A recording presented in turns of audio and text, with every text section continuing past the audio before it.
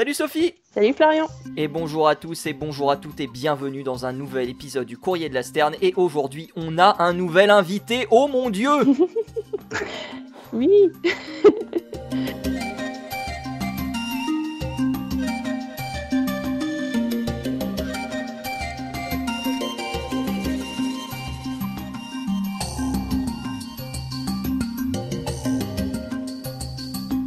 Et cet invité, c'est Daniel Gérard. Daniel, bonjour! Bonjour à tous. Bonjour Sophie, bonjour Florian.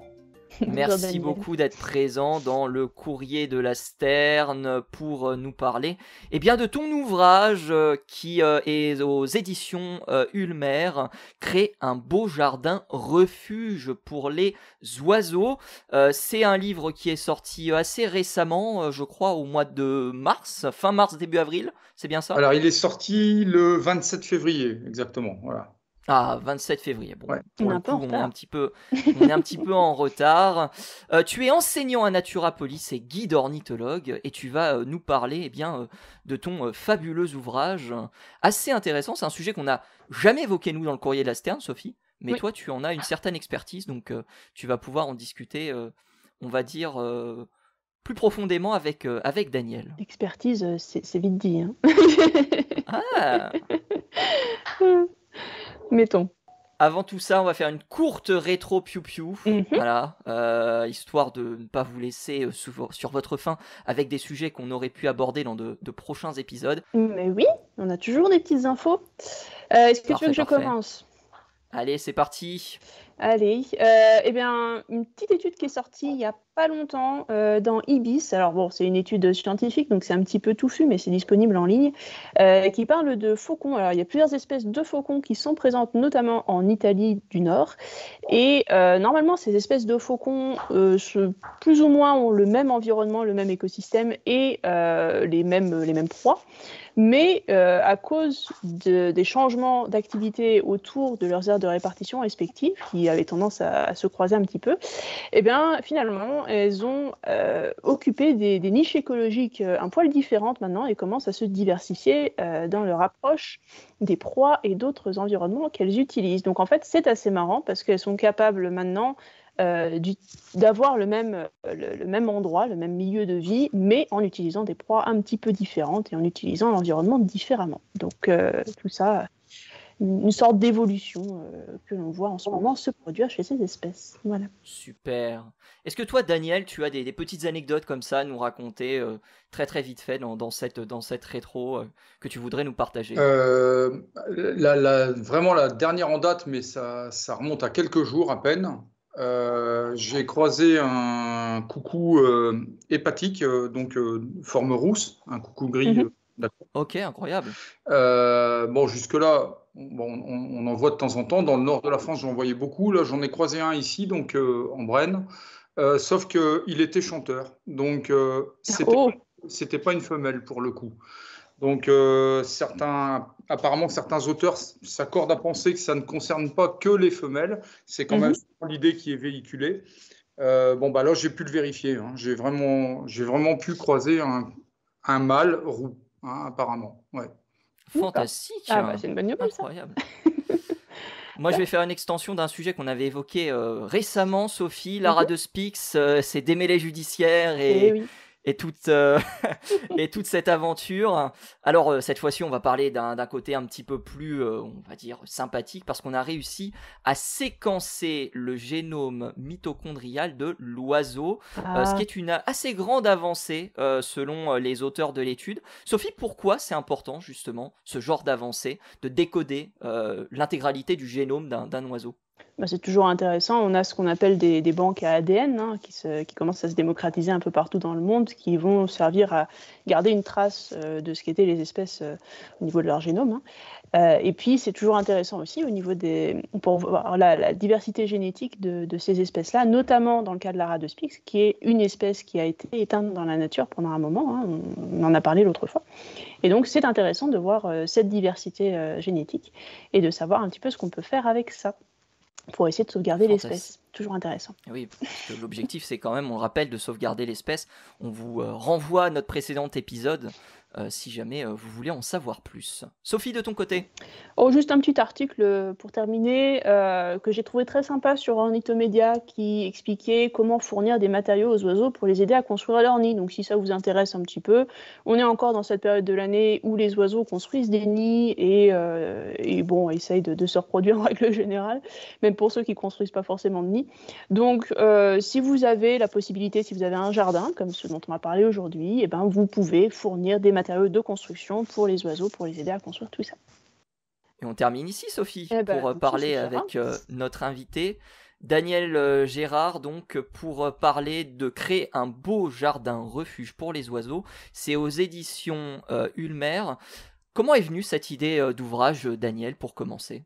Alors, en fait, c'est parti de mes propres observations, c'est-à-dire que j'étais vraiment, et puis aussi des influences que je pouvais, enfin, de ce que je pouvais entendre, voilà, autour de moi. L'idée de départ, vraiment, ce qui a été déclencheur, c'est cette notion un peu d'indigénat dogmatique, hein, c'est-à-dire qu'on nous invite ou on nous incite même parfois à utiliser du végétal local, et dans certains discours, c'est même que du végétal local, quoi. Sous prétexte qu'il n'y a que la plante indigène qui est utile aux oiseaux européens. Et mes observations m'ont montré que c'était pas vrai du tout. Et donc, j'ai commencé à creuser un peu la question, d'abord pour moi. Et puis, il s'est avéré qu'effectivement, il y avait de nombreux services qui étaient rendus aux oiseaux d'Europe par des végétaux d'origine exotique ou des déclinaisons horticoles des végétaux indigènes. Ensuite, je me suis demandé si la question avait déjà été traitée. C'est-à-dire, est-ce qu'il existait des bouquins qui proposaient la double entrée, en fait, hein, oiseaux d'un côté, végétaux de l'autre. Voilà, c'était ça. Et là, j'ai rien trouvé en ce sens. Bon, je me suis dit, allez, je peux peut-être bricoler quelque chose. Ça a vraiment démarré comme ça, dans l'idée que si je le soumettais et puis que c'était pas retenu par personne, que ça ne séduisait pas qui que ce soit dans le monde de l'édition, eh bien, ça aurait terminé en PDF que j'aurais distribué à qui on veut, quoi. Voilà, tout simplement. Voilà. Ok. Voilà. Est-ce qu'il y a aussi cet amour de la Brenne qui rentre en considération dans cet ouvrage? Ah non, pas du tout. Pas du tout. J'ai vraiment voulu m'adresser à un Breton aussi bien qu'à un Provençal, aussi bien qu'à un Nordiste ou un Brennou, effectivement. Voilà, ça j'ai essayé de traiter avec à la fois les oiseaux représentés dans le bouquin. Alors, c'est une sélection, évidemment, on peut pas être exhaustif, et de la même manière pour les végétaux, de manière à satisfaire à peu près tous les jardins de France, quoi, à peu près, quel que soit l'endroit où on vit. Voilà. Justement, tu parlais d'un nombre d'espèces restreint d'oiseaux. Il y a 48 espèces qui sont représentées dans cet ouvrage.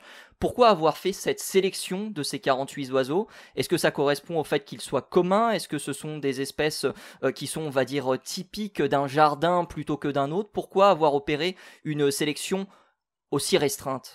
J'ai essayé effectivement de couvrir le jardin, on va dire le jardin type, et puis d'étendre légèrement alors avec des oiseaux qui fréquentent peut-être plus facilement des espaces un peu plus restreints.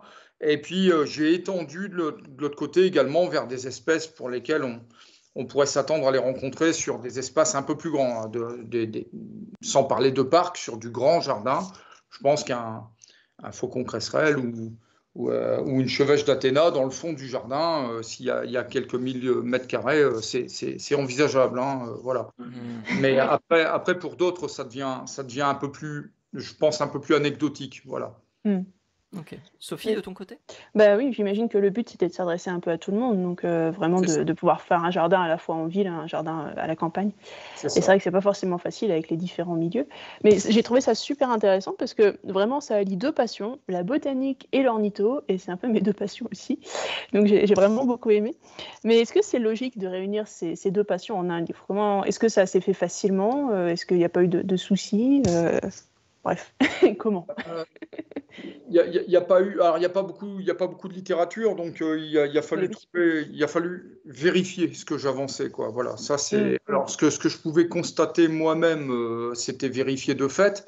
Après, je ne fais pas de mes observations une règle non plus, donc faut être aussi bien prudent avec ça. Mhm. J'ai toujours tendance à bien distinguer le ressenti de ce qui est compté, mesuré effectivement, par exemple. Donc voilà, donc ça s'applique à moi en premier. Donc Mhm. j'ai été, disons, très occupé par ça, quoi. Voilà, il a fallu vérifier beaucoup de choses. Voilà, ça a été le. Et puis ensuite, un peu un travail de recherche au sujet des végétaux qui soient pas non plus trop difficiles à trouver. Voilà, il faut que les végétaux que j'évoque là, en principe, sont à la portée de tout le monde pour peu qu'on fréquente un peu les fêtes des plantes ou des bonnes pépinières, quoi. Voilà. D'accord, donc ça se trouve facilement en jardinerie. En fait, si on veut acheter quelque chose pour un peu agrémenter le jardin, pour aider les oiseaux, on peut facilement aller à sa jardinerie du coin et trouver quelque chose. À la jardinerie pour les végétaux les plus courants et puis Ouais. vraiment en pépinière plutôt pour les végétaux un peu plus confidentiels, on va dire. Voilà. Quand est-ce que c'est décidé justement l'idée de cet ouvrage? Par là, je veux dire, quand est-ce que tu t'es dit, Daniel, ok, là j'ai envie de faire quelque chose? Est-ce que justement ton expérience d'enseignant, ton expérience de guide ornithologue, à un moment donné, t'a poussé à te dire, ok, j'ai suffisamment réuni de connaissances pour pouvoir travailler un ouvrage là-dessus? Ou est-ce qu'au contraire, il y avait cette idée et il a fallu quand même un petit peu justement défricher, travailler, étudier différentes choses qui avaient été faites pour réaliser cet ouvrage? Ah oui, c'est vraiment ça. Ce que je voulais surtout pas, c'était réinventer la poudre, quoi. Voilà, il y a pas. Si le sujet avait été traité, j'aurais abandonné le projet sur le champ. Voilà, ça c'est vraiment. Voilà, ça a vraiment démarré comme ça. Et les idées, en fait, ça, pour rien cacher, ça a fait déjà l'objet d'un cours, hein, c'est-à-dire que j'interviens sur de l'écologie auprès de mes jeunes. Et voilà, la question du jardin, évidemment, pour des Mm. futurs paysagistes, ça compte. Eh oui. Aujourd'hui, l'écologie est transversale à tous les référentiels des métiers du paysage, hein, enfin, des Mhm. formations qui destinent ces jeunes aux métiers du paysage. Et donc, j'avais monté déjà un propos qui a pris corps un peu, de manière un peu plus volumineuse ensuite, quoi, que j'ai développé ensuite. Mais l'idée, je l'avais déjà en tête et j'étais beaucoup à l'oral enfin, envers et contre voilà, des gens que je pouvais croiser ici ou là et qui prônaient, encore une fois, la plante locale à tout va. Je précise que je ne suis pas opposé à ça du tout. D'ailleurs, je consacre dans le bouquin un chapitre hein, aux végétaux dits Mhm. indigènes, hein, on est d'accord, j'ai rien contre, hein, pas du tout. Je pense même peut-être que le socle du jardin, il peut très bien s'appuyer sur ces végétaux-là. Le fait est qu'il est dommage de renoncer aux aspects ornementaux, tout ce qu'on peut attendre de sympa dans le jardin en termes de couleurs, en termes de texture, de parfums, d'ambiances différentes, parce qu'on se limite, on peut le dire comme ça, à une liste finalement de végétaux indigènes qui, il faut bien l'admettre, n'est pas très longue. Hein, voilà, et si on ramène région par région, c'est encore plus court, quoi. Eh Mhm. oui. Voilà, on peut légitimement étendre vraiment la palette végétale utilisable au jardin en conservant l'idée d'avoir un espace effectivement écologique. Je pense qu'avoir un jardin, c'est aussi endosser une responsabilité écologique, qu'on en soit le propriétaire ou le gestionnaire, peu importe, dès lors qu'on est dans l'entretien d'un espace comme ça, on endosse une responsabilité, on ne peut pas passer à côté, quoi. Voilà. Mais justement, Mm. parlant de cette responsabilité, le tout premier chapitre de l'ouvrage s'appelle Revoir ses pratiques jardinières. Pourquoi avoir dédié un chapitre justement sur ce sujet-là? Est-ce que les pratiques ont évolué? Est-ce que on a aujourd'hui de nouvelles façons justement de réaliser des jardins? Est-ce que ce sont en réalité des difficultés ou des choses que les gens ne font pas bien ou ne savent pas faire qui sont mises en avant, dans ce premier chapitre? Alors, de manière très claire, on sait aujourd'hui faire autrement. On sait qu'il faut le faire, il faut faire autrement. Vraiment, ça, c'est plus quelque chose qu'on cherche à démontrer aujourd'hui. Il y a des pratiques effectivement qui sont révolues, qui sont à oublier complètement. Voilà, ça c'est sûr. Après, je repense à quelqu'un que j'aime beaucoup, qui est Marc-André Solos, Oui, bien sûr. que j'ai eu le plaisir de rencontrer une fois et qui expliquait bien au sujet du poil absorbant, dont on connaît le rôle réellement tenu dans le système racinaire aujourd'hui, et le moment où on verra ce poil absorbant reprendre sa vraie place dans les manuels scolaires, il va se passer 30 ans, quoi. Voilà. Eh bien, c'est un peu la même chose.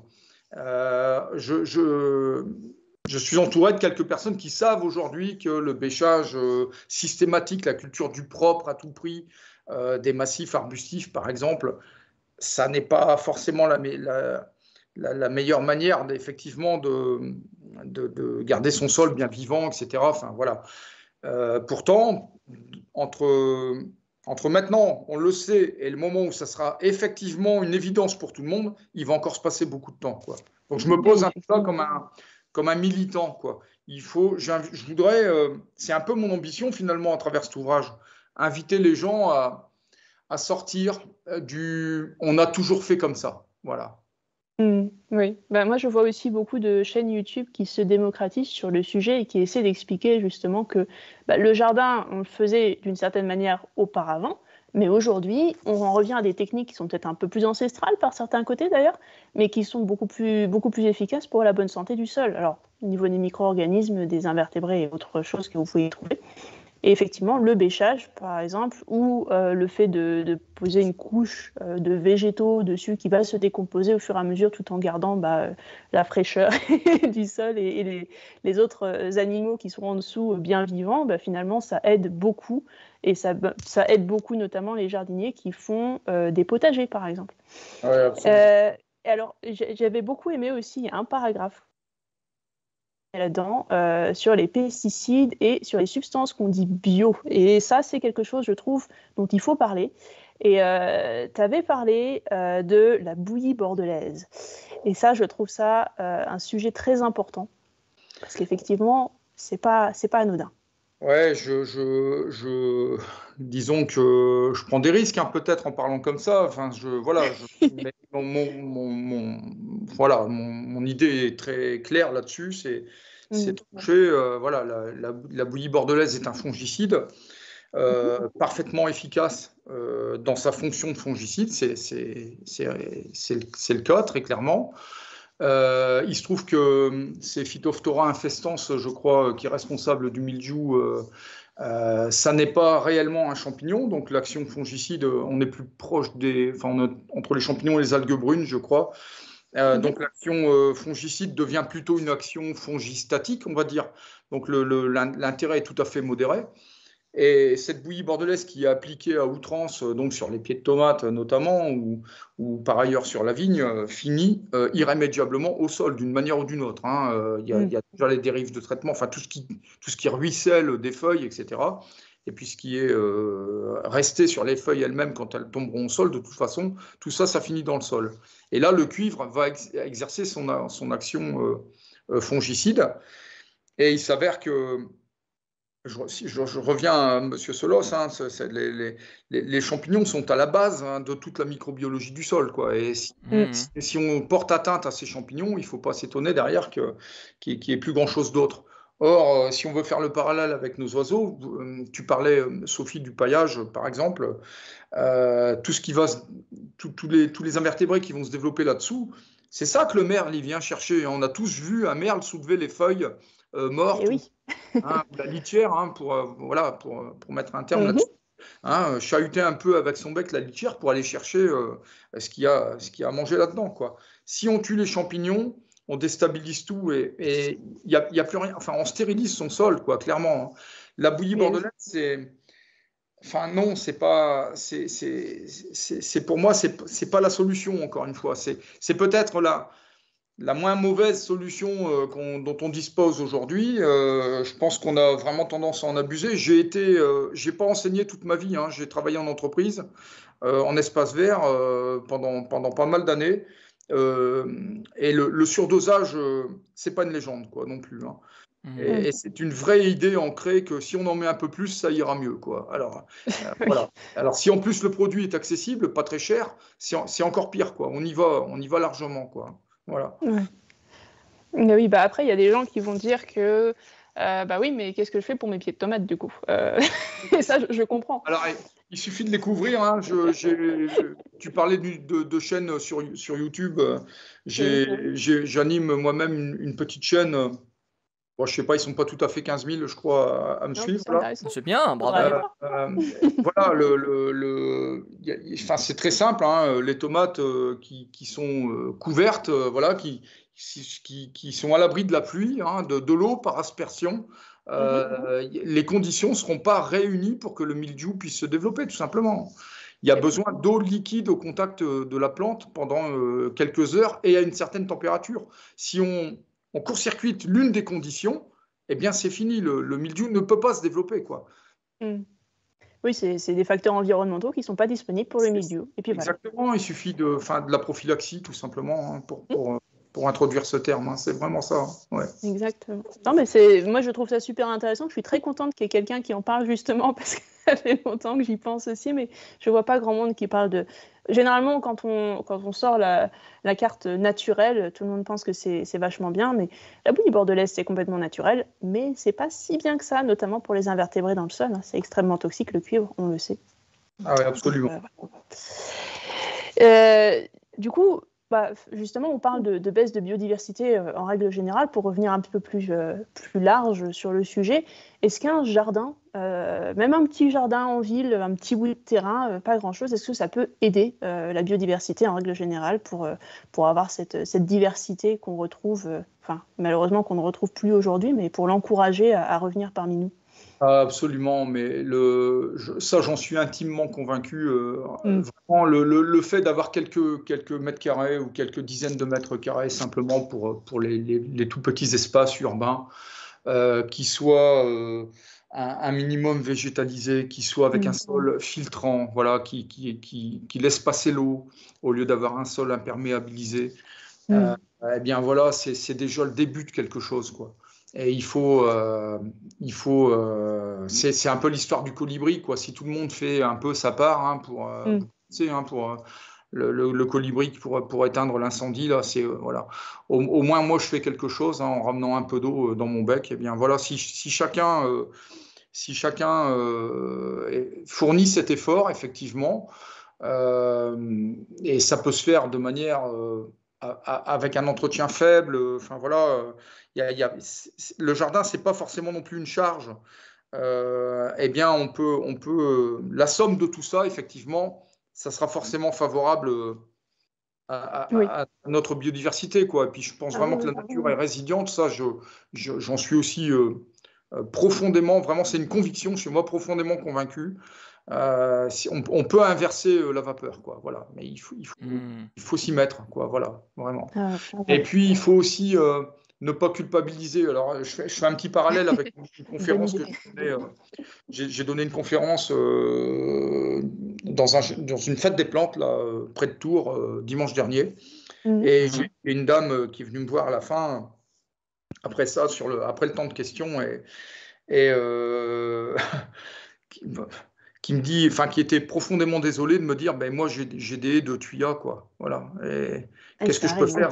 Mais écoutez, alors voilà, vous avez des tuyas, mais gardez-les. Voilà, il faut pas non plus. Voyez ce que vous pouvez faire de plus évident déjà, et de quelle manière vous pouvez agir sur des choses simples. Et puis il faut pas non plus culpabiliser d'avoir le jardin qu'on a, quoi. C'est pas. Mais il y a peut-être tout un tas de leviers sur lesquels c'est ce que j'essaie d'apporter dans le bouquin finalement, hein, c'est de mettre en lumière peut-être tel ou tel aspect, tel ou tel poste dans le jardin sur lequel on peut agir facilement, simplement éteindre la lumière le soir à un moment donné quelque part là où c'était allumé, alors que personne regarde et personne n'est là pour voir la lumière allumée justement, parce que ça aussi c'est un vrai problème. C'est des gestes extrêmement simples, voilà. Et il faut garder cette dimension plaisir et garder un bon rapport avec son jardin, quoi. il faut surtout pas culpabiliser, voilà, parce qu'on a un jardin peut-être un peu trop rigide et peut-être pas suffisamment accueillant, effectivement, pour la biodiversité. On peut toujours, petit à petit, agir. Il faut faire des petits pas, quoi. Voilà. Et puis, il faut pas que ça soit un bouleversement, en fait. Voilà, pour faire simple. Après, oui, ça demande beaucoup de boulot après aussi. C'est clair que ça demande énormément d'investissement si on veut tout changer d'un seul coup. Et puis, je comprends aussi les gens qui louent, par exemple, des maisons. Ils n'ont pas forcément la possibilité de changer le jardin. C'est le propriétaire qui va dire oui ou non. Absolument, absolument. Oui, tout à fait, tout à fait. Non, ça se comprend. Mais en tout cas, j'ai beaucoup aimé. Il y a des petites idées. Par exemple, pour la haie de Thuya, simplement rajouter de temps en temps un petit arbre au milieu, une petite essence un peu différente, quelque chose qui pourrait apporter un peu de diversité. C'était une très bonne idée, par exemple. Profiter d'un Thuya qui meurt, par exemple, pour le remplacer par quelque chose d'autre, tout simplement. Ça pourrait être quelque chose d'intéressant. On parlait aussi je parlais de la taille des arbres et notamment de la taille raisonnée. Je trouve que c'est un très très bon sujet, notamment en ce moment qu'on parle de nidification pour les oiseaux. Est-ce que tu as 2-3 conseils à nous donner là-dessus? Ah oui, alors là clairement, c'est plus le moment. La taille, elle s'effectue plutôt d'une manière générale. Alors ça, il n'y a pas de sujet avec mes élèves, c'est vite traité. Ça, quand est-ce qu'on taille? Oui. D'une manière à peu près générale, je dirais que fin d'hiver, février, là, c'est très bien. On peut à peu près tout tailler à ce moment-là. Ça fonctionne très bien. Alors, ce sera moins vrai pour certains arbres sur le plan biologique, c'est-à-dire que l'arbre, il va compartimenter. Enfin, il va nettement mieux réagir s'il est feuillé, quoi. Ça, c'est sûr. Après, ça, justement, sur le plan écologique, par contre, c'est moins intéressant, à moins de bien diagnostiquer l'arbre et puis d'être certain qu'en intervenant, voilà, il y aura pas de souci pour d'éventuelles espèces qui trouvent refuge, quoi, hein, tout simplement. Mais chez les arbustes, d'une manière générale, on peut travailler vraiment d'une manière générale, hein, sur fin février, à peu près sur tous, hein. Ensuite, il faut oublier le taille-haie, ça c'est très clair. Oui. Le taille-haie, il est destiné aux haies, uniquement aux haies, comme son nom l'indique. Alors, par haie, j'entends les haies strictes, hein, c'est-à-dire tailler les parallépipèdes, là, voilà. Oui. Si on souhaite traiter décemment ces arbustes, ça se fait au sécateur. Ça prend infiniment moins de temps qu'au taille-haie. On ne vient pas faire des déchets verts d'une longueur de 15-20 cm qu'il va falloir gérer derrière. Oui. La taille raisonnée, c'est vraiment quelque chose qui s'appréhende au sécateur. Ça va très très vite. On taille peu et on encourage du coup vraiment la floraison et du coup la production éventuellement de baies derrière, de fruits, etc., quoi. On a des arbustes qui s'en portent nettement mieux. Il n'y a pas plus florifère qu'un arbuste qui n'est pas taillé du tout. Ça, c'est clair. Oui. Hein. C'est normal, oui. Et est-ce que du coup, on pourrait tailler plus vers la fin de l'automne pour encourager ça ou pas du tout? Non, l'idéal, c'est la sortie de l'hiver parce qu'on a une bonne lecture de la plante. On voit bien les yeux qui sont sur le point de démarrer ou parfois en train de gonfler déjà. Voilà, et puis c'est pas encore feuillé, donc on peut retirer, extraire les branches qu'on a taillées sans trop abîmer celles qu'on laisse, quoi. Enfin, voilà. C'est vraiment un moment intéressant pour faire ça. Et puis, toutes les réserves sont encore là. Dans le cas de taille un peu plus drastique, alors je ne crois pas l'avoir évoqué là, mais ça peut des fois être une solution. Je pense par exemple au recépage, hein, c'est-à-dire qu'on va raser vraiment la plante du sol. Et bien là, la période à laquelle on va le faire, c'est vraiment déterminant. On vient de le faire dans mon lycée sur des végélias là, mais des végélias qui avaient des souches de 60 cm de diamètre. Hein, donc, ce sont des vieux trucs qui étaient tout moches parce qu'ils n'étaient pas forcément bien traités. Voilà, on repart à zéro, c'est le bouton reset. Hein. On repart à zéro, on les a recépés. 10 jours après, je voyais déjà apparaître, parce que ça a été fait à la bonne époque, je voyais déjà apparaître des petites pousses de 4-5 cm. Et puis maintenant, c'est des pousses qui font 15-20 cm. Donc ça, c'est des arbustes qu'on a régénérés. Voilà, c'est ça le terme en fin de compte. Hein. Voilà. D'accord. On va redémarrer sur quelque chose de sain. Alors, tous les arbustes ne peuvent pas supporter ça, mais en l'occurrence, sur cette plante-là, c'est tout à fait jouable. Alors, de la taille à la tonte, parce que des gens sont en train de tondre leur jardin actuellement.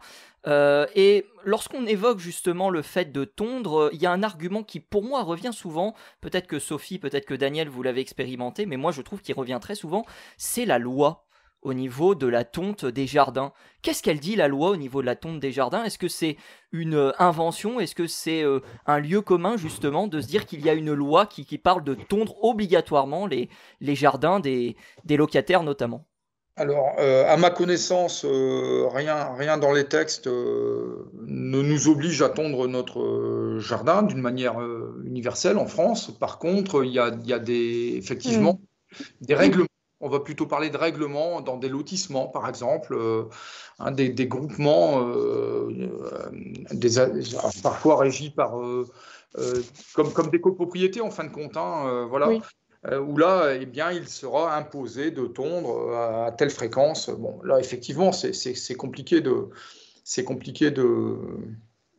travailler autrement, hein, à moins de transgresser ça, à moins de se faire le porte-parole, évidemment, d'une autre approche, et puis d'essayer de faire changer le texte lui-même. Hein.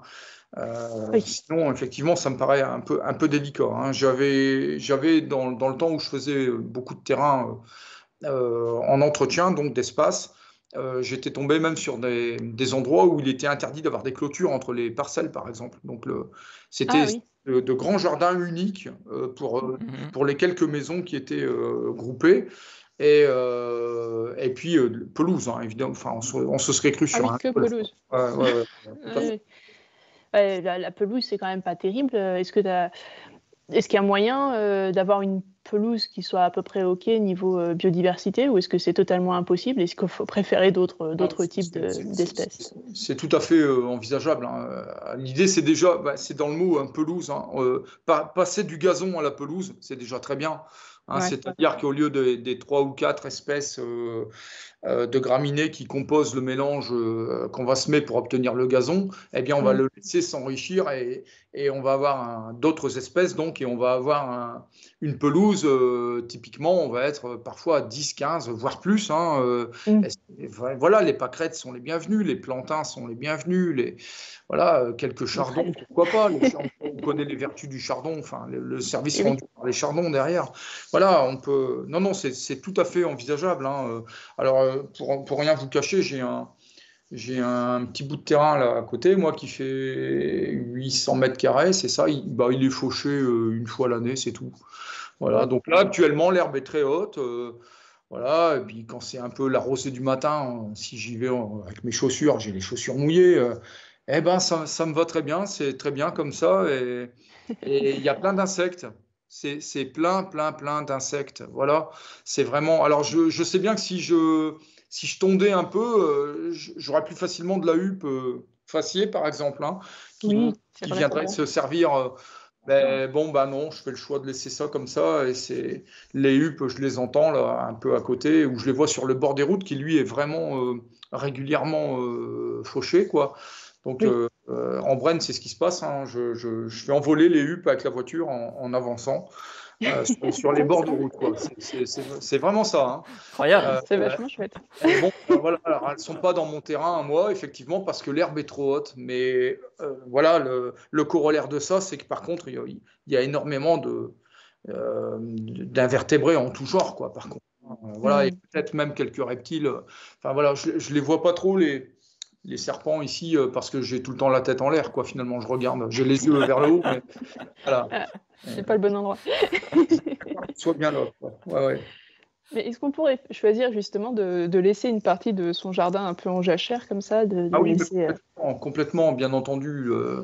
Oui, c'est tout à fait envisageable. Il faut expérimenter, et puis sur des petites surfaces au départ, on essaye juste une tonde. Voilà, allez, ce coin-là, je le tonds pas et je le laisse. Ou alors je le tondrai, mais à la hauteur maximum de la tondeuse et seulement à la fin de l'année, quoi. Voilà, à la fin de l'année. Voilà, on teste. Et puis, ah tiens, on commence à voir revenir des papillons, des machins. Mais oui, naturellement, Oui.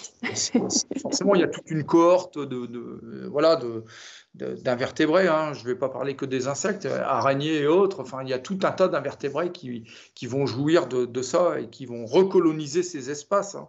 C'est tout à fait évident. Ouais, ouais.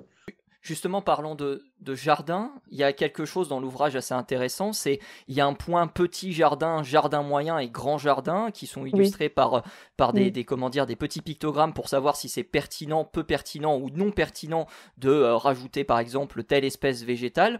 Moi, je m'interrogeais sur le petit jardin parce que le petit jardin a une surface inférieure à 100 mètres carrés. Est-ce que c'est pas un peu grand pour un petit jardin, une surface d'inférieure à 100 mètres carrés? Alors ça, honnêtement, c'est tout à fait arbitraire. Arbitraire? De ma part. Oui, oui, bien entendu. Il fallait bien... qu'est-ce que moi, j'entends par petit jardin? Donc, après, dans la mesure où je l'explicite, je pense que voilà, ça devient acceptable. Mais effectivement, il fallait bien que je mette le curseur quelque part, quoi. Voilà. Et oui. Et si j'avais parlé de 60 au lieu de 100, d'autres se seraient encore dit ben, c'est encore trop ou pas, ou à l'inverse. Enfin, voilà. Donc je me suis dit, allez, 100 mètres carrés, ça correspond quand même, en tout cas pour ce que j'ai connu beaucoup dans le nord de la France, à bon nombre de jardins, encore une fois, de lotissement. Voilà, on est sur une centaine de mètres carrés à peu près, parfois même en cumulant le devant de la maison avec l'arrière. Hein, voilà. Ouais. Puis voilà, c'est ce que j'entends bien par petit jardin, ou moins, donc, hein, il faut bien comprendre, jusqu'à 100 mètres carrés, ça peut être parfois moins. Hein. Voilà, et puis après, qu'est-ce qu'on entend par jardin d'envergure moyenne, et puis, ou alors par grand jardin, quoi. Et à partir de quand est-ce qu'on doit parler de parc? Enfin voilà, ça, c'est un peu de la... Pour ceux qui ont de la chance. Donc pour la petite information, petit jardin, c'est surface inférieure à 100 mètres carrés, du moins dans l'ouvrage. Voilà. Jardin moyen, c'est une surface comprise entre 100 et 1000 mètres carrés. Et grand jardin, vous l'avez compris, c'est une surface supérieure à 1000 mètres carrés. Voilà, c'est ça. Mais c'est tout à fait arbitraire, effectivement. Hein, il fallait que j'essaie de placer des repères. Voilà, je l'ai fait comme ça. D'accord. Et alors, moi, j'ai une question parce que je suis assez fan d'un style de jardin qui s'appelle le jardin forêt. Et je ne sais pas si, du coup, tu as expérimenté avec et essayé de faire des choses avec. Qu'est-ce que tu en penses? Alors non, c'est pas quelque chose que j'ai expérimenté. Ça pourrait être le cas dans un avenir proche, puisque là, j'occupe ma petite maison de vacances là depuis la rentrée, donc depuis que je suis arrivé dans la région. Mais j'ai fait l'acquisition de ma maison définitive, quelques maisons au-dessus dans ma rue. Et là, je disposais d'un espace, donc pour le coup, de 1600 mètres carrés sur lequel est posée la maison. Et un grand jardin, du coup. Et voilà, un grand jardin où il n'y aura pas de tondeuse du tout. Donc ça, on va avoir recours à... Très certainement, la piste qu'on retient aujourd'hui, c'est l'éco-pâturage. Ouais.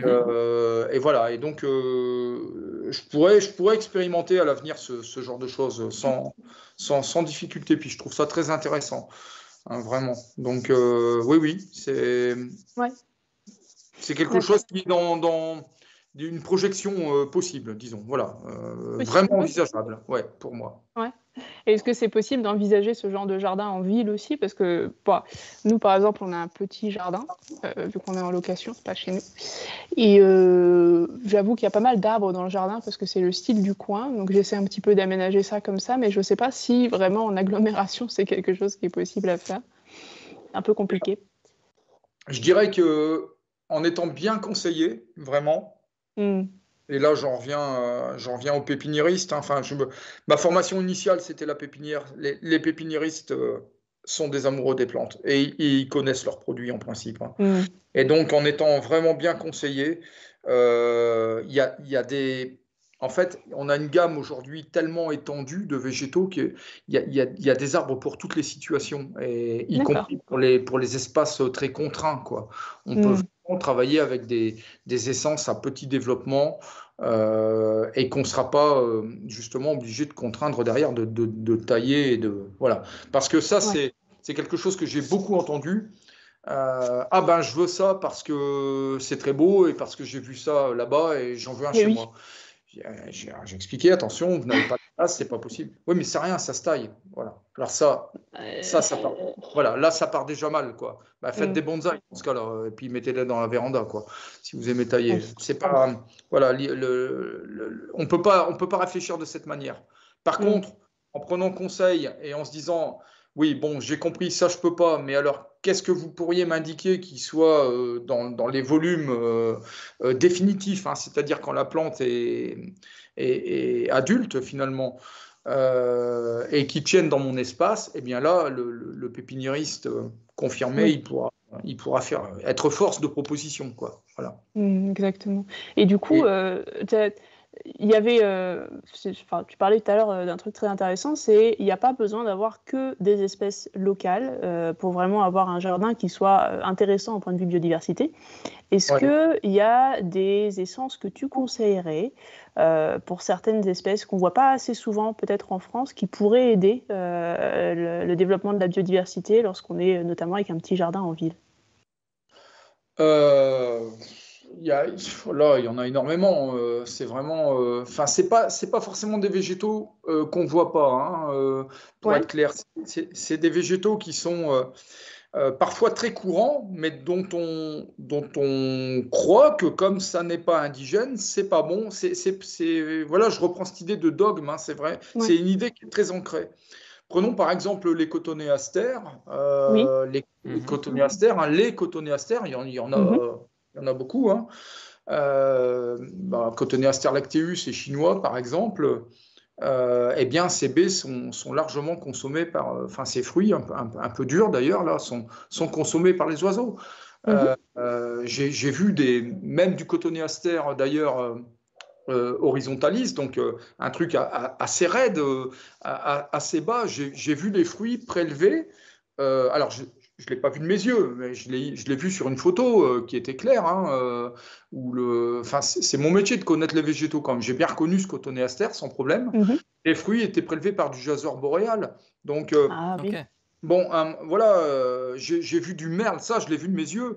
J'ai vu du merle venir chercher les baies violettes du Calicarpa bodinieri, hein, qu'on appelle par ailleurs l'arbuste à bonbons, hein, parce que les petits fruits sont j'imagine, très attirants pour les enfants. C'est pas à ne pas manger. C'est pas dangereux pour eux. Ils auront l'impression de mordre dans un savon, c'est pas très grave. Mais voilà, c'est pas très bon quand même. Mais par contre, le merle que j'ai vu, moi, il appréciait grandement. Hein, il se servait comme il faut. Hein, donc voilà. Il y en a plein comme ça, hein, des exemples. Hein, c'est vraiment, pour ne parler que des fruits ici, hein, les services rendus, évidemment, ne sont pas seulement alimentaires. Hein, les végétaux, par leur architecture particulière, par exemple, je pense au sureau. Le sureau, il est mésotone, hein, dans la manière dont il va se construire.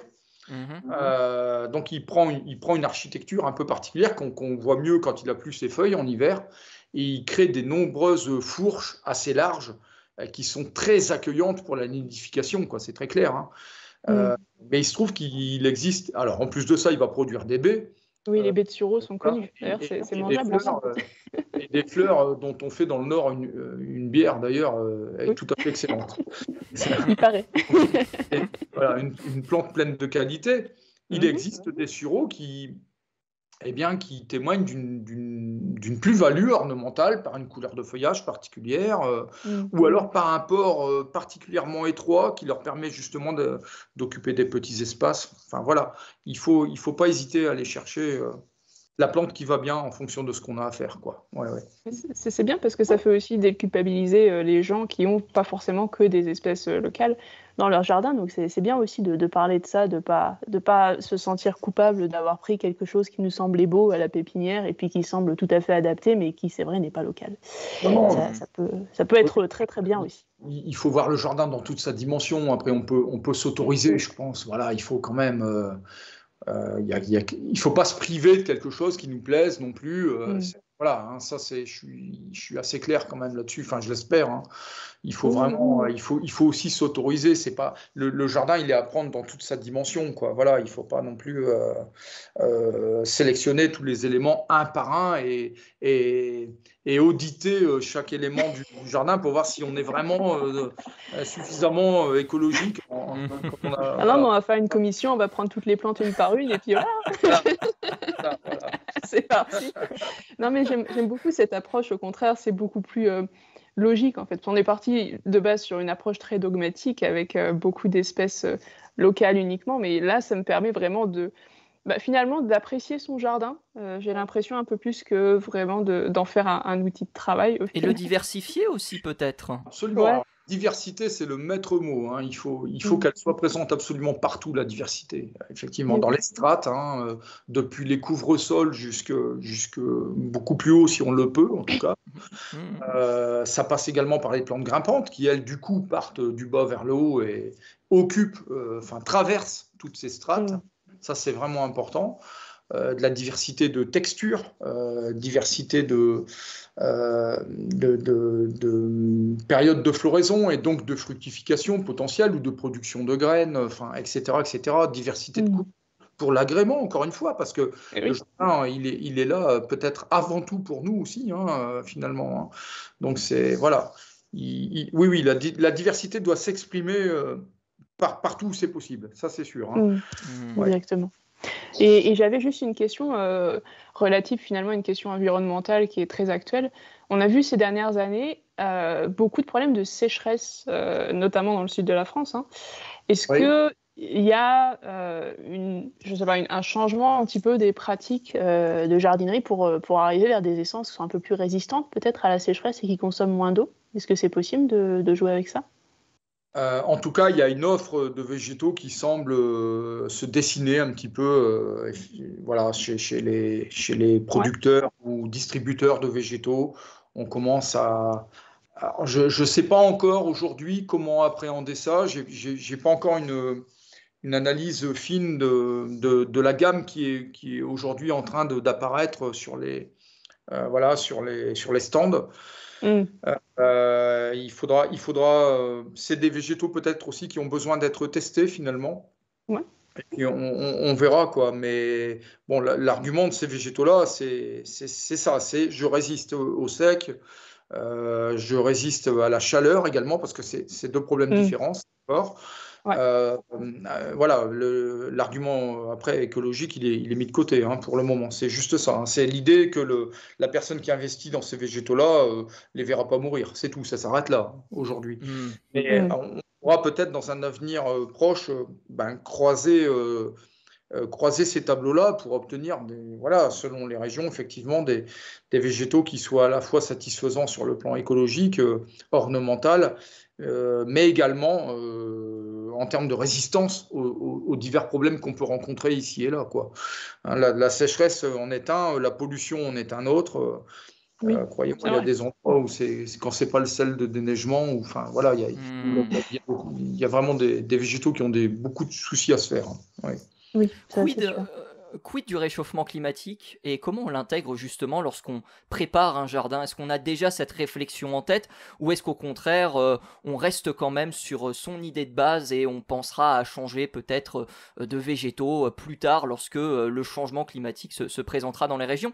C'est une vraie réflexion qui commence à s'imposer de votre côté. En plus, on voit de plus en plus, moi j'ai eu l'occasion d'assister à un colloque de scientifiques où c'était une question qui était de plus en plus mise en avant, justement ce réchauffement climatique et comment on allait composer avec. Oui, absolument. On peut pas. Désolé pour les climato-sceptiques, hein, mais on peut pas nier qu'il se passe quelque chose. Hein. Il y a réellement, en tout cas, un dérèglement climatique, qui se traduit par un réchauffement global et qui ne nous prémunit pas d'accidents dans l'autre sens. C'est-à-dire qu'il peut y avoir encore des hivers très froids aussi. Et c'est quelque chose qu'il faut vraiment garder en tête dans ces projets d'aménagement. Et la notion de rusticité, elle est importante et il faut faire attention. Il y a des végétaux qui ont besoin de contextes un peu protégés.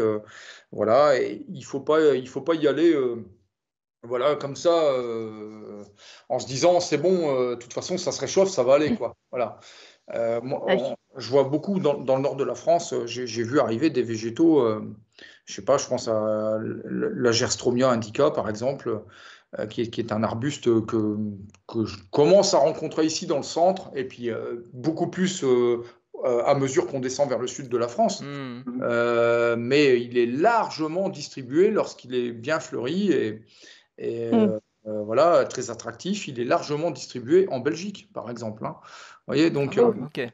voilà, donc ça me paraît, moi, un peu délicat aujourd'hui.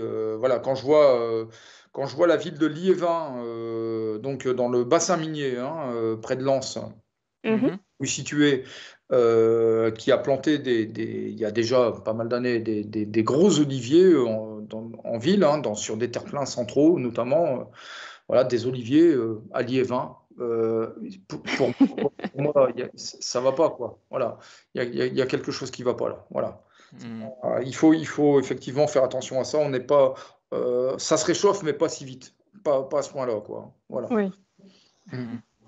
Et c'est marrant parce que d'après ce discours, en fait, bon, moi je m'occupe beaucoup d'animaux, mais on se rend compte qu'il y a un soin à apporter aux plantes comme il y a un soin à apporter à des animaux. Et il faut en tenir compte, en fait. On a trop tendance à penser que si on plante là, qu'on arrose gentiment et qu'on met un peu d'engrais de temps en temps, ça va pousser, mais en fait, pas du tout.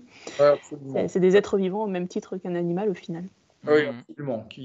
Avec un ensemble de besoins qu'il convient de satisfaire. En fait, on pourrait presque dire que les végétaux revendiquent aussi une niche écologique, hein, finalement. Voilà. Mhm. C'est-à-dire Totalement, hein. j'entends par là l'ensemble des besoins ou des relations qui s'établissent entre la plante elle-même et puis son environnement, quoi. Voilà. Hmm. Ouais. Totalement. Et alors, juste un petit truc aussi, dans le bouquin, on parle surtout de jardins d'agrément au final, mais est-ce que tu aurais des conseils pour les jardins potagers, des gens qui veulent aussi en faire tout en étant soucieux de la biodiversité chez eux? Oui, ben alors là, c'est vraiment. Je me suis intéressé au potager pas mal de temps. Alors, j'ai dû arrêter quand j'ai changé de région, là, mais on va reprendre Eh oui. certainement ça voilà, à l'occasion de l'emménagement futur, là, bientôt. Mhm. Euh, Là, on en revient à la bouillie bordelaise, par exemple, mais Ah c'est oui. valable pour tout un tas de produits, hein. C'est vraiment, voilà, il faut essayer d'être le plus propre possible dans ces pratiques.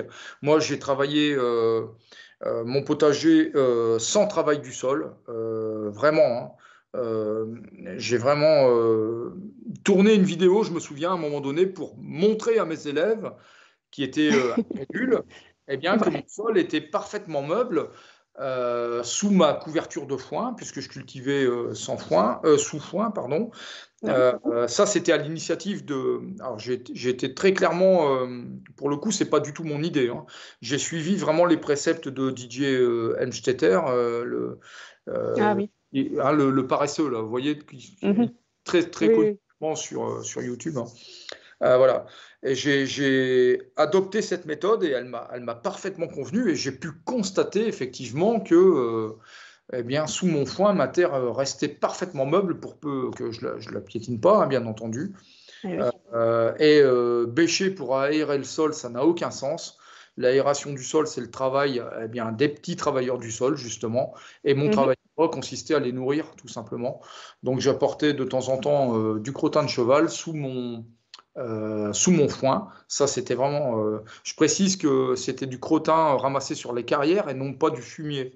Donc, il n'y avait pas d'urine de chevaux, donc pas Oui. d'azote. Donc, c'est pas un engrais, hein, du tout, hein. Quand on analyse le crottin de cheval, c'est assez pauvre, hein, finalement. Mhm. Par contre, c'est un activateur de la microbiologie du sol, mais alors hein, incroyable, incroyable. Donc, Mhm. je soulevais ma couverture de foin, je disposais ça, mais au point de cacher la terre, hein, complètement. Je remettais ma couverture par-dessus et je devais mettre un petit repère, un petit tuteur, par exemple, dans le sol, pour savoir où j'étais arrivé, parce que en 3 4 semaines, c'était complètement fondu, digéré par le sol, quoi, absorbé. Hein, c'est Francis Allais qui parle du sol en disant que c'est un système digestif qui digère tout ce qui est organique et qui tombe dessus. Mais c'est vrai, Mhm. c'est vrai, c'est vraiment ça. Et donc, moi, j'alimentais Voilà, ma petite usine biologique, là, je leur donnais à bouffer, c'est tout. Et puis, et j'avais un sol qui était en parfait état, quoi, hein, voilà. Donc, mon conseil, c'est ça. Pour essayer de répondre à la question, c'est prenez soin de votre sol avant tout. Tout repose sur le sol, mais au sens propre comme au sens figuré, quoi. Tout repose sur le sol. C'est vraiment ça. C'est un très bon conseil aussi pour les jardins d'agrément, parce que c'est pareil, si vous voulez que vos plantes elles poussent bien, il faut un bon sol. Absolument, oui, absolument. D'accord. C'est ce qu'on appelle le sol vivant d'ailleurs, non? Oui, tout à fait. Bah, y a aussi un courant, alors c'est une association, je crois, hein, maraîchage sur sol vivant, MSV, ils font aussi beaucoup d'interventions tout à fait pertinentes. C'est un groupe de travail là, très, très intéressant aussi. C'est super. C'est vraiment des techniques que finalement on utilisait autrefois, parce qu'on n'avait pas les machines autrefois, et qu'on retrouve maintenant, et qui sont très efficaces, parce que j'avais vu, il y a beaucoup de rendement finalement sur ce genre de sol, vu que les engrais à apporter ne sont pas exactement nécessaires. On apporte, comme tu dis, du crottin de cheval, et puis parfois du compost qu'on fait chez soi aussi, hein, ça peut se faire. Et puis voilà, ça marche très bien. Et par contre, la bête noire de tous les jardiniers qui font du potager, j'imagine, les limaces. Une idée contre les limaces, parce qu'avec le foin sur le sol, j'imagine qu'il y en avait pas mal quand même. Ça, c'est... aujourd'hui, les métaldéhydes sont interdits. L'anti-limace, tel qu'on l'a connu, les granulés bleus, là, voilà, les métaldéhydes qui étaient contenus là-dedans sont interdits, en tout cas dans cet usage de molluscicides. Par contre, donc il y a d'autres formules aujourd'hui qui sont minérales, d'origine minérale, qui ont gardé le même packaging, c'est-à-dire c'est toujours du granulé et souvent c'est resté bleu, parce que la conscience collective. Exactement, c'est tout à fait ça, hein, du coup ça marche bien, voilà. C'est bon. Je me suis beaucoup renseigné là-dessus et en fin de compte, il apparaît que effectivement l'action elle est plutôt propre. L'effet molluscicide, il est clair, hein, les limaces en l'occurrence sont incapables de s'alimenter une fois qu'elles ont ingéré ça, et puis elles meurent. Il n'y a pas, pour les oiseaux, c'est parfaitement inerte, voilà, aucun problème. Pour les lombriques et leur reproduction, c'est parfaitement inerte également. Ça, je me rappelle bien de l'avoir lu également. Et il y a même quelqu'un que j'avais suivi qui avait testé, hein, qui avait maintenu des lombriques en captivité et qui les avait soumis à ce traitement-là, quoi, hein. Donc, incroyable. Il avait été assez loin dans son expérimentation, mais ça marchait bien. Le problème, par contre, et ça reste un problème quand même, quand on s'intéresse un peu à son environnement, à la nature, c'est que ça n'est pas sélectif. Et donc, voilà, c'est un molluscicide, que ce soit limace ou escargot. Je crois que c'est quoi, une dizaine d'espèces au moins d'escargots, je crois, qui sont protégées en France, hein, il me semble. Au moins, oui. Hein, au moins, hein. Bon, voilà, là, il n'y a pas de sélection. Donc, voilà, là encore, il faut essayer de mettre en place peut-être d'autres solutions. Et il y en a, hein, mais plus ou moins efficaces, à commencer par le passage. Alors, je l'ai fait, hein, le passage quotidien le soir, puis les ramasser manuellement. Sincèrement, on était à deux avec mon épouse. Non, on n'y est jamais arrivé. Après, c'est peut-être aussi accepter à un moment donné un peu de perte, quoi, tout simplement. Voilà. Oui. On a parlé des jardins, oui. Mais il y a un sujet que tu abordes à la fin de ton ouvrage, c'est les abords de terrasse. Et c'est vrai qu'on n'a jamais trop l'habitude de voir ce sujet abordé. Qu'est-ce qu'on peut dire justement par rapport aux abords de terrasse ? Alors, c'est quelque chose qu'il faut considérer, et je pense que l'agrément, il commence là, quoi. Donc, on peut très bien déjà occuper cet espace-là. Si c'est pas la terrasse, elle peut avoir une entrée, hein, un endroit par lequel on passe de manière privilégiée un petit peu. Alors, c'est peut-être pas des choses quand on est dans la création de l'espace. C'est peut-être des choses qu'il faut mettre un peu en attente et puis voir, s'observer, peut-être pendant une année. Mais où est-ce qu'on passe tout le temps quand on, voilà. Et puis, on se dit après, ben, c'est là qu'il faut faire, quoi. C'est là qu'il faut faire le passage. Et puis, le reste, on peut le végétaliser un petit peu. Et ça peut être vraiment important. Et ça peut aider un petit peu aussi à. Ou alors, parfois, si on pose, par exemple, de quoi alimenter les oiseaux en hiver, par exemple, eh bien, souvent, on va le faire près de la terrasse parce qu'on aime bien regarder depuis la porte-fenêtre ce qui se passe. Eh bien, c'est de végétaliser pas loin de là, donc en bordure de terrasse, de végétaliser de manière à sécuriser les oiseaux, par exemple. Ça, c'est un vrai sujet. En tout cas, moi, on vient souvent vers moi avec ça. Je donne des graines et puis j'ai un épervier tout le temps qui est là. Voilà. Et puis, oui, Mais je comprends pas, il vient tout le temps. C'est dans l'ordre des choses. Vous avez concentré les oiseaux quelque part. L'épervier, il n'est pas plus con qu'un autre. Il y a une concentration de graines, les mésanges, elles y viennent. Il y a une concentration de passereaux, l'épervier, il y vient également, quoi. Voilà. C'est aussi simple que ça.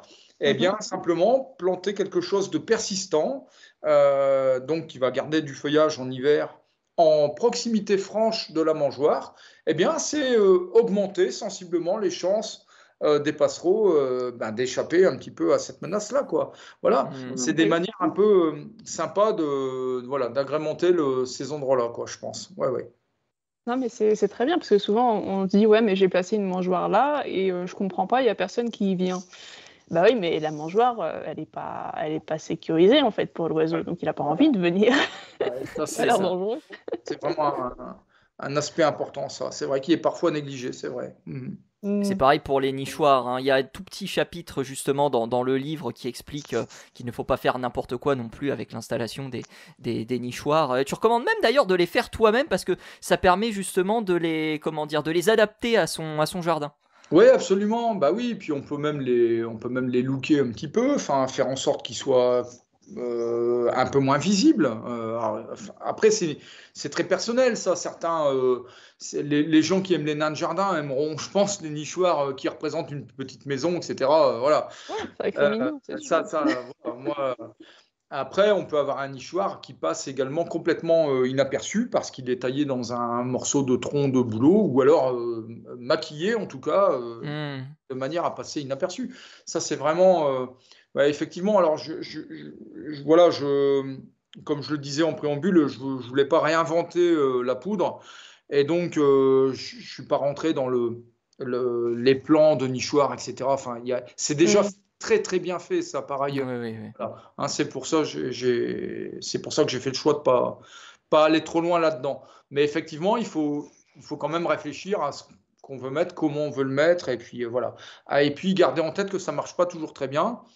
J'ai posé un nichoir sur le terrain donc que j'ai laissé pas en friche, mais en tout cas parce que je veux pas trop là qu'il y ait quand même des ligneux qui se développent là-dedans pour le moment, mais qui est donc en fauche annuelle, comme je vous le disais tout à l'heure. J'ai un garage qui est posé là-dessus, et derrière le garage, j'ai posé un nichoir pour la huppe faciée dont on parlait tout à l'heure. Donc avec le petit grillage dans le fond qui va bien pour laisser un petit vide pour accueillir les fientes, puisqu'on sait que les huppes, elles vont fienter dans le nichoir. Et puis le trou d'envol avec la taille adaptée. Eh bien, ce sont des mésanges qui s'y sont installés, quoi. Voilà. Donc, voilà. Ça arrive, hein. Bon, bah, c'est pas une science exacte encore la science du nichoir. Ou alors, je peux encore vraiment clairement. la question, quoi. Ouais. Clairement. Si vous voulez davantage d'informations, il y a le traité Rustica des oiseaux du jardin, par exemple, qui montre plusieurs plans. Vous pouvez monter vos nichoirs vous-même. Voilà. C'est assez complet à ce niveau-là. Oui, mais effectivement, ça ne garantit pas forcément l'espèce qui viendra s'y installer. Il est possible qu'il refasse la déco d'ailleurs à l'intérieur. Il doit y avoir un site qui doit s'appeler nichoir.net, je crois, si j'ai bonne mémoire. Hein. Quelque chose comme ça aussi qui marche bien, qui propose de nombreux plans. Ouais. D'accord. En tout cas, c'est super intéressant. Mais il y avait aussi, j'avais une question parce qu'il y a beaucoup de gens qui ont tendance aussi, quand ils font des coupes, on a parlé de la taille d'arbuste tout à l'heure, on a parlé un petit peu de la litière et des feuilles mortes dans le jardin. On a tendance à virer les déchets verts du jardin assez rapidement parce qu'on trouve que ça fait un peu désordre. Qu'est-ce que tu en penses ? Ah non, là, il y a 1000 façons de valoriser. Voilà, c'est le terme de valoriser ces rémanents, là, ces déchets verts dans le jardin, quoi. Et ça, je vais m'y employer très vite. Il y a vraiment voilà, la sèche, par exemple, hein, qui est formidable, hein, qui va vraiment accueillir une biodiversité vraiment, enfin, qui va augmenter vraiment la biodiversité du jardin, ça c'est Mhm. sûr. On peut compartimenter un peu l'espace comme ça. D'ailleurs, sur le plan plus paysager, on peut parfois même donner l'illusion que l'espace est plus grand qu'il ne l'est réellement en plaçant comme ça des éléments, des morceaux de haie ben, judicieusement. Et ça peut Mhm. être, la haie sèche, c'est formidable, on n'a même pas besoin de la tailler derrière, on n'a rien à faire, quoi. C'est C'est vraiment, pratique. c'est là que ça doit aller, quoi. Puis du coup, les végétaux sont pas, enfin les déchets végétaux sont pas broyés, donc on n'a pas à mettre en route un broyeur qui va faire du bruit, etc. Enfin, voilà, non, non, c'est. Après, si on y tient et qu'on a besoin de paillage, eh bien, on peut produire du coup son paillage, effectivement, à partir de ces déchets-là. Enfin, on peut composter, on l'a dit tout à l'heure, on peut laisser des tas de branches, on peut laisser des tas de bois. Enfin, voilà, il y a vraiment, c'est-à-dire avec de la bûche à proprement parler. Mhm. Voilà, il y a vraiment. Non, non, il ne faut pas que ça sorte du jardin, quoi. Non, non, surtout. Mm. Il faut Je, réutiliser. je vais avoir à gérer, moi, une grosse haie alors qui est pas trop longue, ça va, mais elle a au moins 40 ans, cette haie de laurier. Vous voyez, le laurier Oui, oui, oui. pâle, hein, avec les grosses feuilles vertes vernissées, là. Et Oui. cette haie, dans la maison que je vais reprendre, là, elle est cubique, hein, elle est taillée vraiment très stricte. Oh, Bon, ouais. qu'est-ce que je peux faire? Alors, est-ce que je la. Donc, j'introduis l'idée de béton végétal parfois, hein. C'est vraiment. Voilà, c'est monospécifique. Enfin, c'est d'une pauvreté. Enfin, voilà, c'est alarmant. Hmm. Je peux pas garder ça comme ça. Et surtout dans cette forme-là. Et donc, il y a plusieurs options. Alors, et finalement, l'arrachage, etc. Enfin, bon, l'arrachage, je vais déstabiliser la clôture qui est toute proche. C'est une plante qui fait des grosses racines. Et du coup, j'en suis arrivé à l'idée suivante. Je vais les recéper, comme on le disait tout à l'heure. Mhm. C'est une plante qui réagit très bien, ça, hein. Dans les années 80, on avait eu, dans le nord de la France, vécu un hiver très rude. Ces là avaient gelé complètement. Et puis, retaillé à la base, ça avait très bien reparti. Donc, je vais la recéper complètement, cette haie. Et puis, ce qui va repousser, je vais le gérer au sécateur. Tous les 2 ou 3 ans, je vais supprimer les rameaux les plus forts à la base, sur souche. Ça va me prendre très peu de temps. Ça va me générer un petit peu de déchets verts que je vais pouvoir utiliser à bon escient derrière, quoi. Et les déchets produits par la haie initiale, telle que je la trouve là aujourd'hui, vous inquiétez pas, je vais trouver quelque chose à en faire, mais ça sortira pas du jardin, quoi. Non, non, ça c'est sûr. Mm. Ça sera réemployé, et même si ça doit, sur 1600 mètres carrés, je peux m'accorder un petit coin tranquille, où ça sera simplement entreposé. Je veux bien croire qu'un troglodyte ira nicher là-dedans, ou voilà, voilà, ça sera utile d'une manière ou d'une autre, quoi. Mais ça sortira pas du jardin, non, non, non, non. Un troglodyte ou une mésange, on ne sait jamais. Absolument. Bon, bah, en tout cas, vraiment un super bouquin que je conseille. C'était vraiment très intéressant. Puis on sent quand même que tu es très pro dans tout ce qui est végétaux et ça fait plaisir parce qu'on a beaucoup d'habitude des pros ornithos, mais quelqu'un qui s'intéresse à la fois aux végétaux et aux oiseaux, c'est pas toujours facile à trouver. Et ça fait plaisir. Ça a été végétaux d'abord parce que je suis fils de jardinier donc, et petit-fils de jardinier. Donc là, c'était voilà, quand j'étais viré de l'école, bah, je partais en entreprise avec mon père et au plus près des végétaux. Donc voilà, ça c'est. Et puis très vite après, ça a été les oiseaux, quoi. Voilà. Mm. Est-ce que ça manque justement des ornithologues qui ont ces compétences-là? Disons que ouais, il y a peut-être quelque chose à combler dans les bureaux d'études, par exemple. C'est, lorsqu'il y a des projets qui touchent un petit peu aux arbres, alors faut-il les préserver ou pas? Est-ce qu'on peut les enlever comme prévu? Donc on envoie souvent un bureau d'études pour voir un peu la chose du point de vue ornitho pour le coup. Mais voilà, quelqu'un qui aurait également la fibre enfin, horticole un petit peu, ça peut être intéressant en plus de la connaissance des oiseaux, c'est sûr. Parce que finalement, les végétaux et les oiseaux sont vraiment intimement liés, quoi. C'est vraiment ça, Mm. hein. Donc, après, on peut pas être spécialiste en tout, hein. Je pense que je suis pas un très bon jardinier, pas un très bon ornitho, du coup. On peut pas être vraiment pointu partout, quoi. C'est pas jouable. Mais Hmm. ça peut être bien quand même de rajouter un petit peu, voilà, dans certaines instances, des gens qui auraient un peu peut-être cette double casquette, là, ça peut être pas mal, ouais. Mm.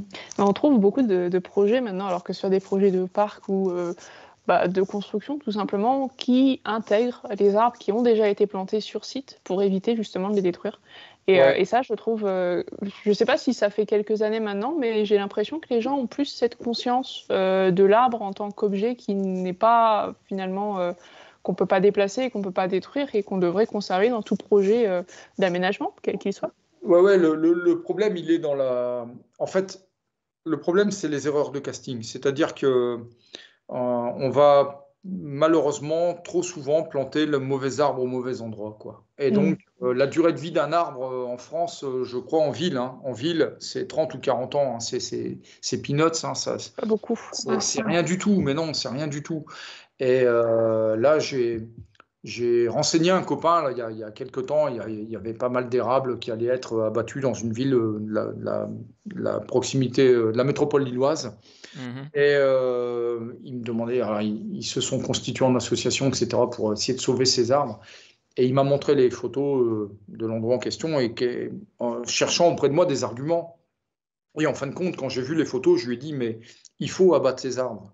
Voilà, en fait, Ok. ils avaient été très très mal plantés dès le début. Et là, je comprenais les problèmes que ces arbres posaient aujourd'hui.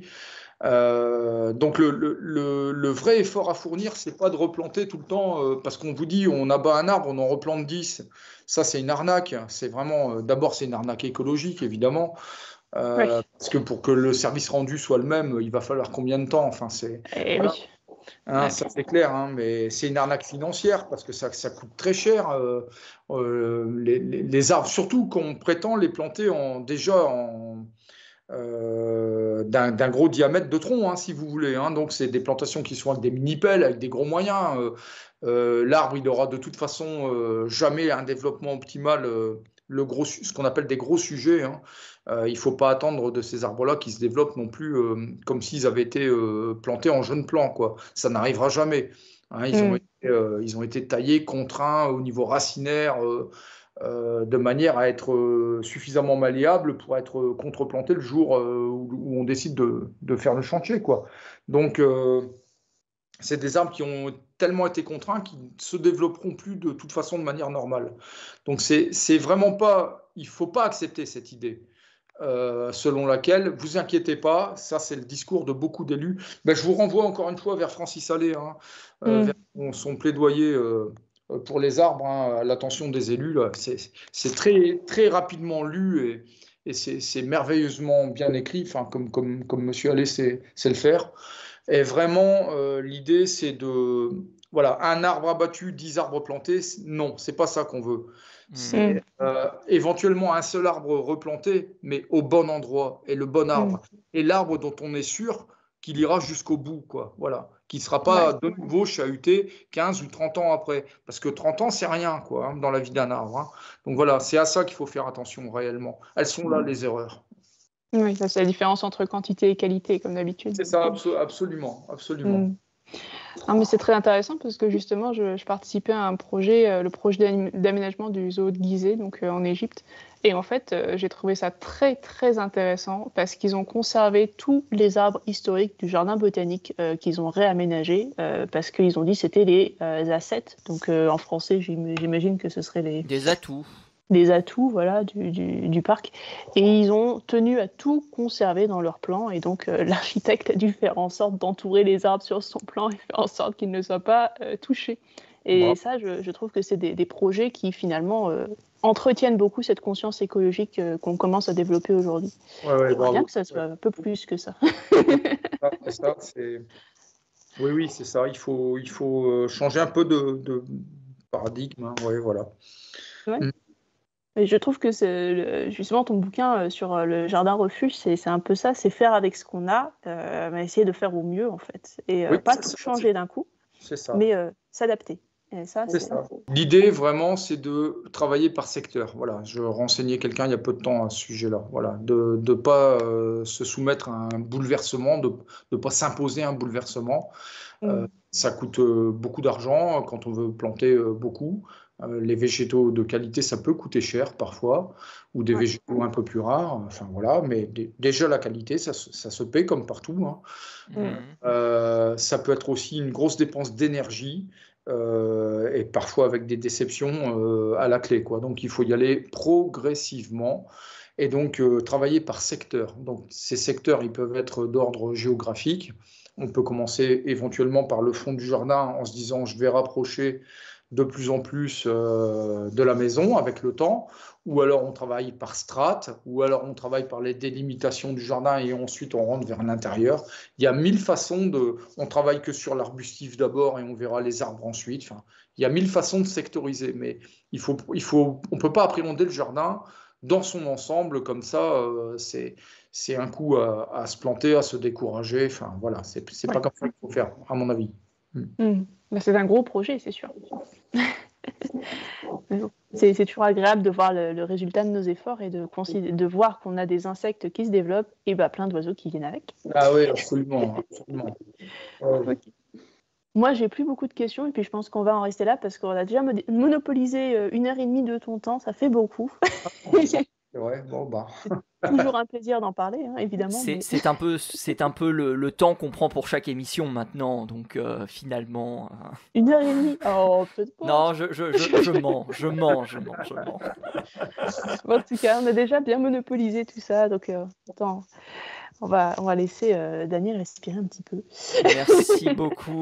Merci beaucoup Daniel Gérard d'être venu dans l'émission pour nous parler de ton ouvrage Créer un beau jardin refuge pour les oiseaux aux éditions Ulmer.